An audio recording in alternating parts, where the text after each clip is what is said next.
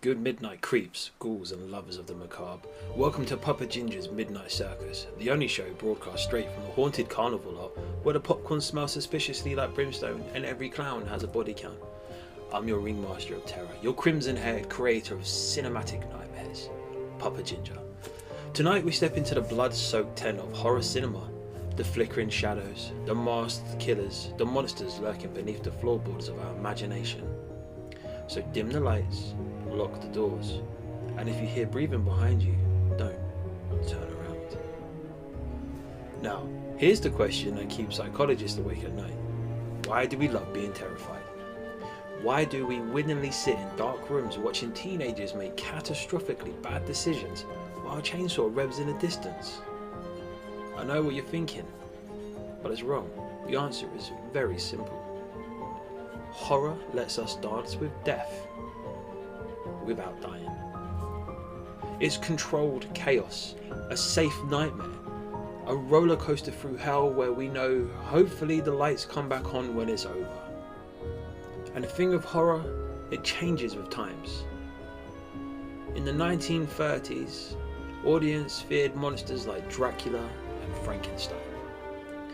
During the Cold War, it was giant radioactive creatures that stomped through cities.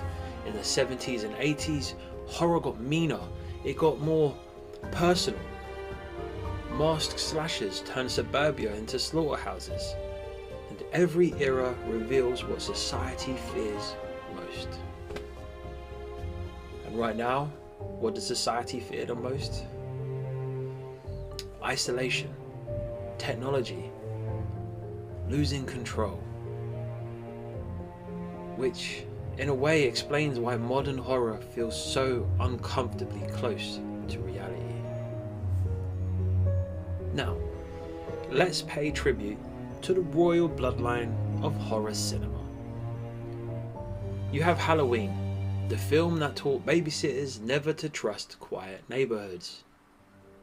Then came Freddy Krueger, proving that sleep itself could become a death sentence. The Exorcist terrified audience so badly that people reportedly fainted in the theatres.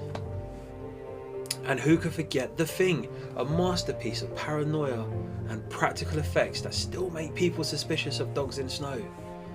I mean, I've never trusted a husky since. Modern horror has evolved too. You take certain films, they turn grief into pure nightmare fuel.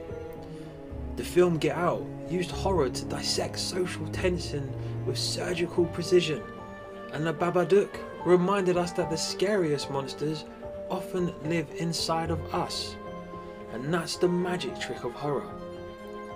The blood gets your attention, but the fear stays because it means something deeper. Now gather close, little lost souls, for Papa Ginger has tonight's curse recommendation. For the classic horror lovers out there, you got Psycho, Night of the Living Dead, Rosemary's Baby. For fans of psychological dread, you have The Witch, Saint Maud, and It Follows. Now I know there's some of you out there that just watch horror for the pure nightmare fuel movies. And if that's you, then you need to watch films like Martyrs, Terrifier, and Sinister. Now watch responsibly. Or don't. Papa Ginger doesn't mind a little bit of sleep deprivation. Now I'll confess something to you, my carnival creatures.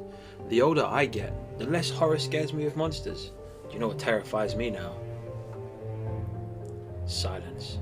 An empty hallway at 3 AM. A phone call with nobody speaking.